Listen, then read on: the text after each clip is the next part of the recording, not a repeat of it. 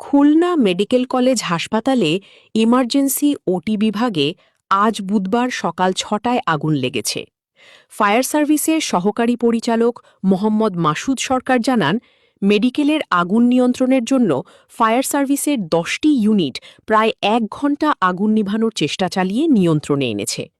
আগুন নিয়ন্ত্রণের সময় একজন ফায়ার সার্ভিস কর্মী আহত হয়েছেন, তবে আগুন লাগার কোনো সূত্র তারা খুঁজে পাননি। ইমার্জেন্সি ওটির দায়িত্বে থাকা সহকারী অধ্যাপক ড দিলীপ কুমার জানিয়েছে, সকাল ৬টার পরপরই আগুন লাগে ও ইমার্জেন্সি ওটিতে থাকা ২ জন নার্স ও একজন ডক্টর আগুন চলাকালীন সময় জ্বালানা দিয়ে লাফ দিয়েছে। ৩ জনই চিকিৎসাধীন রয়েছেন, তবে বড় ধরনের কোনো হতাহতের ঘটনা ঘটেনি। ওটি বিভাগে ১৫টা সিট, ১৫টাই রোগী ছিল। আগুন লাগার পরপরই রোগীদের নিরাপদ স্থানে নিয়ে যাওয়া হয়েছে। খুলনা মেডিকেল হাসপাতালের সকল রোগীদের একটা আতঙ্ক বিরাজ করছে। আতঙ্কে খুলনা মেডিকেল সহ খুলনার বিভিন্ন হাসপাতালে রোগীদের চিকিৎসার জন্য স্বজনরা নিয়ে গিয়েছে। তবে কিভাবে, কী কারণে আগুন লেগেছে তার সঠিক তথ্য এখন পর্যন্ত জানা যায়নি।